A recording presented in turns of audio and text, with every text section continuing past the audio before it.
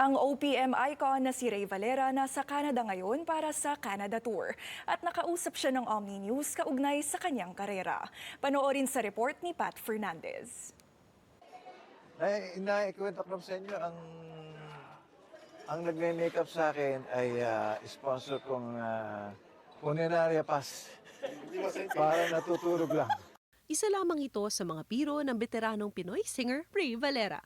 Nasa Canada ngayon ang original Hugot King ng Pilipinas para sa ilang concert sa bansa.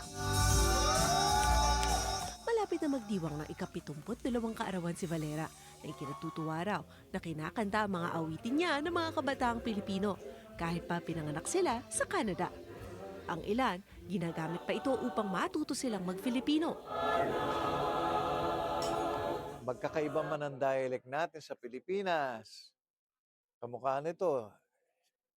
Tapos iba pa religion natin, di ba? Magkakaiba pa politics natin, di ba? Saan lang tayo nagkakasundo? Di ba? Sa kanta. Ngayon, yung mga bata, siyempre, yung mga magulang niyan, di ba? Isasalin yung mga kantang kilala nila. Mapapasama ka doon. Hindi man ikaw yung main, damay ka na rin. Ako doon, damay na ako doon. Makakilala ko nitong mga ito, although hindi nila ako inabutan. Nagagalak daw siyang tinatangkilik pati ng mga kabataan sa social media ang kanyang mga kanta. Kaya nananatiling trending ang kanyang mga awitin na ang iba'y ginagawan pa ng sayaw. Nakita ko na yung meme nung maging sino ka man. Ten, ten, ginawa pang macho dancer eh. Walang iya kayo.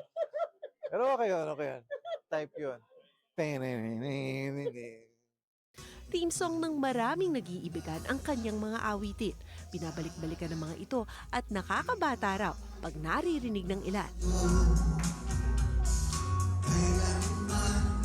At ngayong araw ng mga puso, nagpapasalamat siya na kahit papano naging bahagi ang musika at awitin niya ng love stories ng mga Pilipino. Ano ka? Proud ka. Kaya part ka ng buhay nila. Diba? Malaking bagay yun. Hindi malit na bagay yun. Hanggang Marso, magtatanghal sa iba't ibang bahagi ng Canada gaya ng Vancouver, Edmonton, Winnipeg at Toronto si Valera. Pat Fernandez, Omni News, Vancouver.